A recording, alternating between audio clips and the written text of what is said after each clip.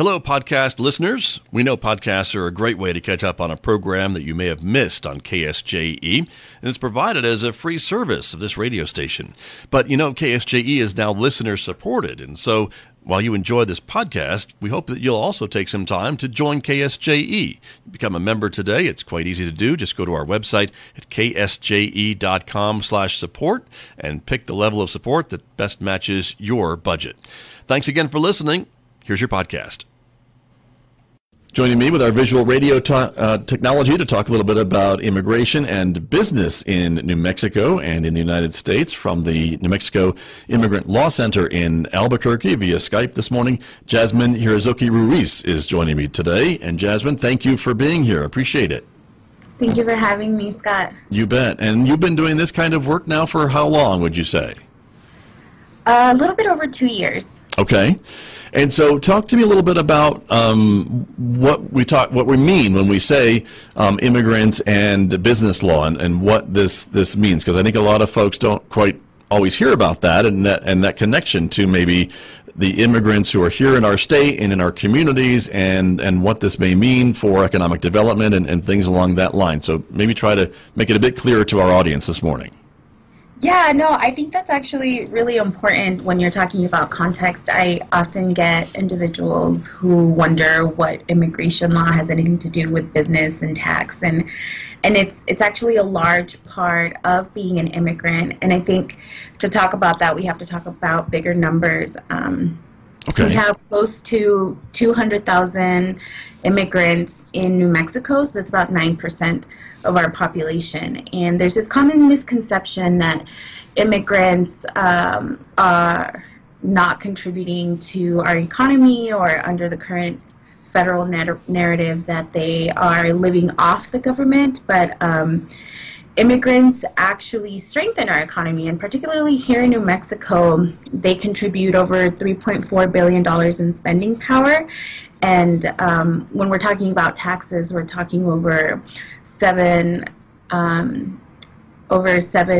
million in federal taxes, and $7 billion in federal taxes and over $3 billion, close to $4 billion in state taxes. So I think that just gives individuals a perspective in how much immigrants actually contribute to our economy, but also the number of immigrants who start businesses here is substantially larger statistically than those who are U.S. born. And to give you a little bit of an idea, immigrant entrepreneurs in New Mexico represent more than 1 in 7 businesses owned in our state. Wow. And a lot of the statistics that I'm giving you is from research about immigrants in New Mexico, which can be found on the American Immigration Council website. Okay, I was going to ask you for the sources for that information, because it is fascinating. And when we talk taxes, I mean, are you talking gross receipts taxes? Are you talking income taxes? I mean, what types of taxes are we talking about?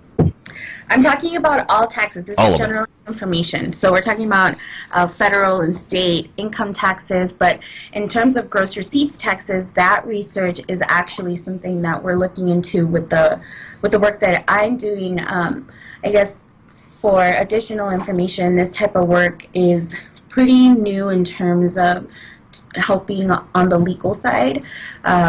My work came out of a postgraduate fellowship project that I proposed when I graduated from law school, and the fellowship actually just ended, but the work continues here at the New Mexico Immigrant Law Center. Interesting. Okay. And we do often hear that immigrants do drain resources or use resources, or they get all these benefits, and I've never seen that any source or anything that is legitimate that would explain how that's supposed to work. But what you're saying is that they really don't, and they actually contribute to economic development and economic prosperity in the communities where they settle, correct? That's correct. And so, I mean, it's just important to think about the different types of immigration statuses that exist and how that affects the economic power of families. And so there's also this misconception that if you're an undocumented immigrant, they don't pay into taxes, and that's actually not true. Although there are immigration laws that state that if you don't have employment authorization, an employer should not hire you, there are there's a lot of research to show that immigrants, regardless of whether they have status, pay into taxes. And so immigrants who aren't eligible for a Social Security number do that through what's colloquially called an ITIN, which is an independent taxpayer identification number, which laws changed in 2015 and now they have to be renewed. So we're seeing a lot of immigrants who are in this hysteria of, I need to renew my ITIN because I need to pay my taxes and I need to be in line with the law. And so I think that's really interesting from the perspective that when we're helping our clients, because based off of the narrative that we see now, that's not something that's talked about. Right. And this goes back to the federal immigration laws and things that, again, we talked a little bit about this last week with Adriel, how things haven't been updated really in 20, 30 years. And so is that kind of where we're coming from with this as well, these outdated or at least not updated federal laws on immigration and status and things like that? Well, I mean, that's the thing, though, right? That's always the question that I get, especially I've actually had to educate a lot of attorneys here in our state and who work for our state government. There is large confusion between federal immigration law and business law and tax law, which they're not. Sometimes these systems don't talk to each other.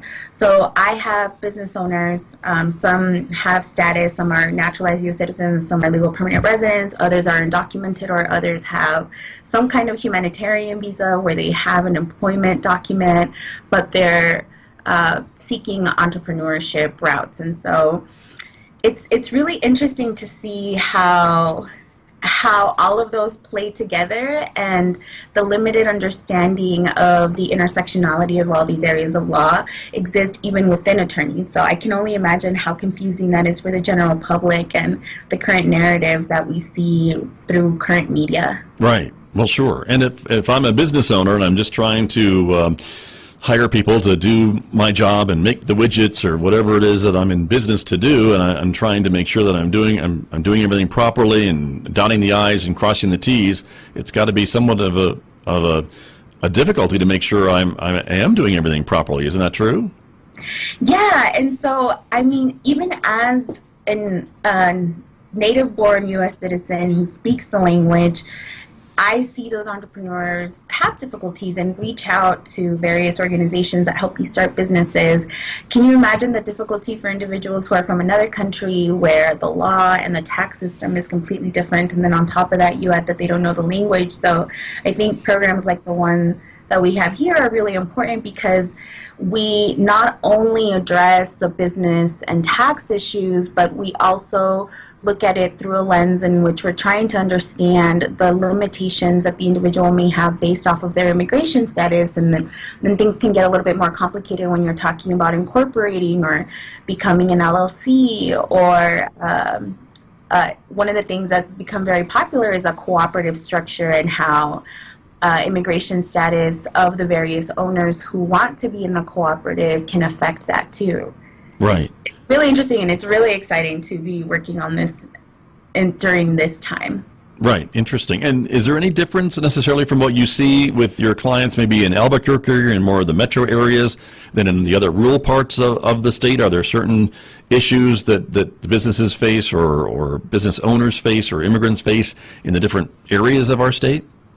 Yeah, so one of the things, even though in Albuquerque there are more resources, there's still a disparity in understanding the fact that someone who is undocumented can have their own business, that they can do that with their ITIN, and understanding how the tax law works with that. But what I see the most in rural areas of New Mexico is the impact of the lack of resources. So we run into individuals who, because of the heightened enforcement, especially down south, there is a huge fear of interacting with, attorneys, but also the different agencies that they should be interacting with when trying to focus on entrepreneurial endeavors. And so an example would be trying to reach out to the New Mexico Taxation and Revenue Department because of the implementation of the Real ID and the confusion as to whether their ID will allow them to go into the NMTRD, and having to explain that the TRD is a state agency and they should be going in there, but because of the fear, they don't. So that's one aspect of it. And then the other aspect of it is we have found that there are individuals who have been living here, have been working, have been contributing to the economy, have been informally acting as business owners, but have never interacted with agencies like the IRS out of fear because of the heightened enforcement that they live in, because that's their reality down south. And the same thing we see up north. There are individuals who don't know that they can use an ITIN to start their businesses if they're undocumented, and oftentimes they don't know where to reach out to just because these institutions aren't directly targeting them as the customers that should be coming to be able to get access to these resources. Interesting. And so for these people, these immigrants that want to invest in their communities and maybe start a business or add to the economic diversity of our state, do they do that? But with are they always kind of looking over their shoulder because they may be undocumented or things along that line? I mean, they really don't have any guarantees, right? That they're going to be able to stay with their business even if it's successful, and they're providing tax base and things like that and employment for neighbors in their community? Yeah, so that's really interesting, because that's actually a question that comes up often, is why would someone want to start a business if they have no guarantee that they'll stay?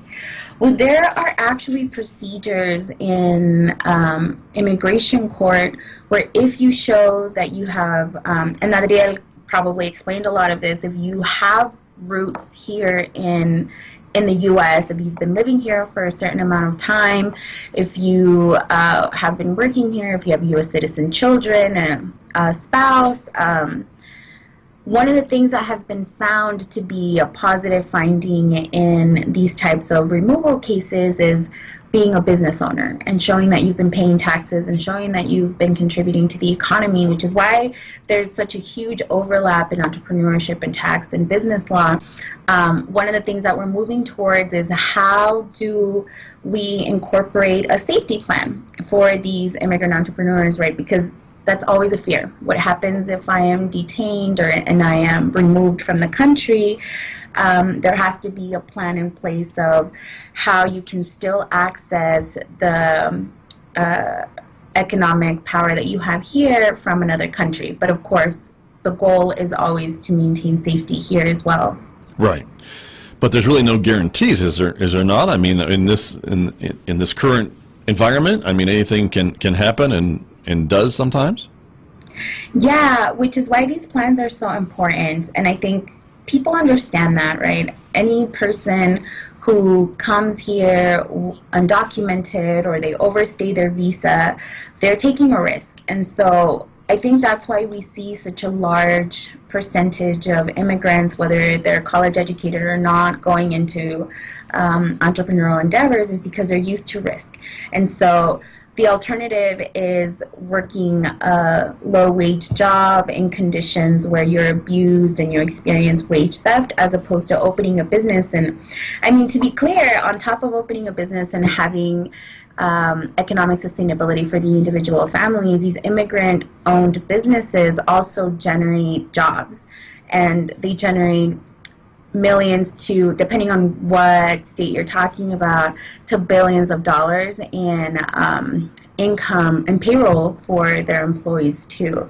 So these immigrant owners are taking a risk, and they know that, but at the end of the day, the economic sustainability of their families is worth it to them. And so that's why these plans are starting to become important. And what do you do because you are at that risk, especially under the current administration?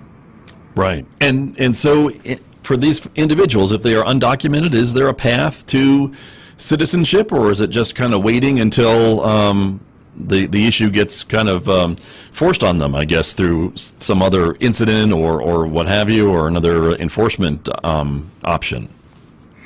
Yeah, so the thing is that the only avenues for a pathway to citizenship are the avenues that exist, that Adriel probably talked about, you know, like family-based immigration, humanitarian-based relief, or There is this thing where people are like, oh, if I'm a business owner, am I eligible for an investor visa? Am I eligible for an employer to petition for me? And that can get really tricky, because if you've already accrued unlawful presence in the United States, those are relief. That's a type of relief that's no longer available to you. So when we're talking about undocumented individuals who are starting their own businesses here, there is no such thing as them getting in line and paying for a visa or paying for their citizenship. At that point, they're at the mercy of whatever immigration relief currently exists under law. I see. And is there a lot of discretion, I guess, with some of these enforcement personnel to enforce some of these things, or are we finding there's less discretion these days than maybe there was a few years ago? Yeah, so the increased enforcement is now, it's a pendulum, right? And under the current federal administration that we live in, we are seeing that the discretion, right, they have discretion, whether they will, whether it would be a positive discretion and with regard to the immigrant, or whether it'll be according to the policy of the federal immigration, the federal administration that we're under. And so we're seeing more and more that officers are using their discretion against the immigrants who they are dealing with. And so right now is a time when we're telling our clients, you know, don't put yourself at risk, because chances are that you will not experience a positive exercise of discretion in your case. I see. And so again, the only option then, I guess, is the things that you talked about before. We've talked a little bit about, you know, having a family connection or other things like that, or to become a naturalized citizen. Is that then, especially if you're undocumented, that would take that stress off of you by becoming a citizen? Yeah, but the thing is it's not as easy as saying, right, like, that's the thing about immigration law. It's so confusing that there are people who genuinely think, well, why don't you just pay an immigration attorney for you to become a citizen, right? There are even people who think you don't become a citizen because you don't want to pay taxes, which, like we discussed earlier, isn't true. But if you are undocumented, unless you have a U.S. citizen or legal permanent resident family member, obtaining a visa or a green card, most commonly called, to immigrate to the U.S. and then become a citizen is difficult, right? If you don't have anyone in your family who has status who can petition for you to immigrate to the U.S., then your other options are a humanitarian visa, which are limited in number. You need an immigration attorney to help you because they can be very cumbersome and complicated. And then on top of that, you add the barrier of poverty, and it's even more difficult to access that. So even obtaining any kind of visa is the first step. And then from that, you can try to become a citizen, but even that can also be complicated. I see. Interesting. I'm talking to Jazmin Jirazoqui-Ruiz. She is an attorney with the New Mexico Immigrant Law Center, and they're speaking to us from Albuquerque today via Skype. And Jasmine, talk to me a little bit about any stories that you hear from folks who are coming in, some of maybe the clients that you've worked with. I know there's probably some confidentiality. You can't tell us all the details, but what's the majority of cases for you that you're dealing with? Is it mostly about these businesses and business owners, or just employees? Yeah, no, Scott. So under some of the work that we do here is also focused on wage theft, and I help a little bit in those cases because the business owners that we help are individuals who want to contribute to the economy, and we don't want them perpetuating hostile work environments. Okay. But the majority of the cases that I take are specifically with immigrants, families that are starting a business, already have a business and want to grow their business, if they have tax issues, and helping them navigate those systems. And so I think one of the most common things that I see is, to give you an example, I had a client who had a work permit at one point, and it expired, and under the current administration, he couldn't renew. And for the longest time, he had a dream of opening a business, his own restaurant, and he didn't have the resources. Luckily, because we partner with the New Mexico Dream Team, his daughter was involved in organizing with the group. He came to me, And we helped him set up his business. We helped him get the appropriate licenses. And I represented him before a couple of hearings because there was a question as to whether he could get his beer and wine license for his business. And the state was adamant that they could not grant him that license because he didn't have a work permit.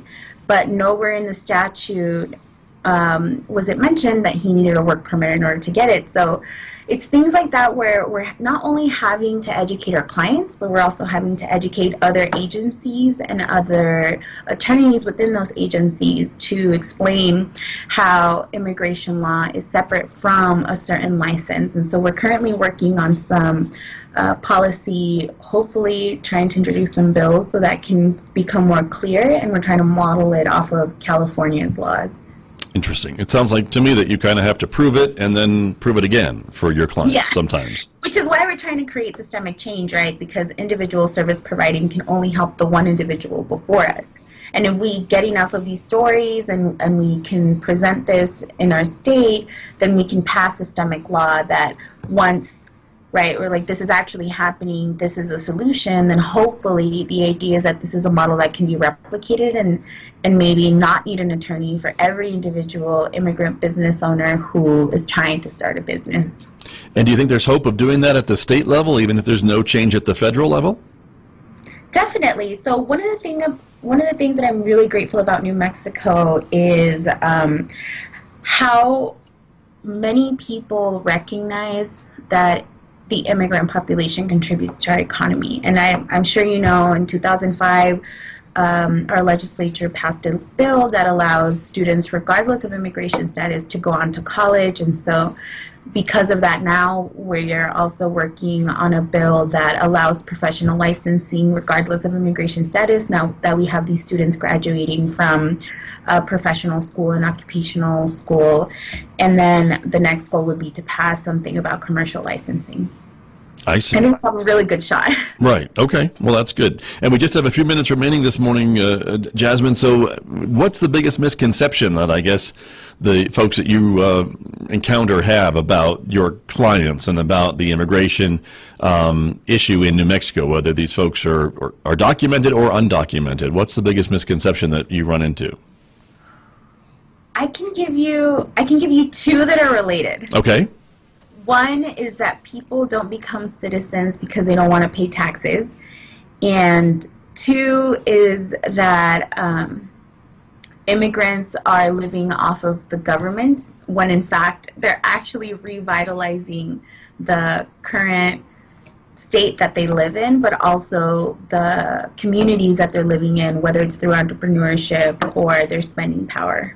Right. Interesting. And that's pretty documented, I would think, right? Yeah, it is, and I can send you this information afterwards.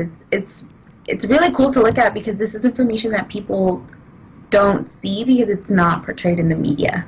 Sure. Well, and again, hopefully we're shining a little bit of a light on it this morning because of you, and I appreciate your time of being here, but I know it's a very complicated issue, and so there really isn't an easy answer, and I understand that as well for all of our viewers and listeners this morning. But at least we've started the conversation. So, Jasmine, thank you for joining me. Yeah, thank you for having us, Scott. You're very welcome. Thank you for being here. That is Jazmin Jirazoqui-Ruiz, again from the New Mexico Immigrant Law Center, my guest here on KSJE. And I'll be back with more in just a moment, everyone. Did you enjoy that podcast? We hope that you did. And if you did, share it with your friends. And if you really want to keep podcasts like this coming, please support KSJE. You can do it easily online at ksje.com.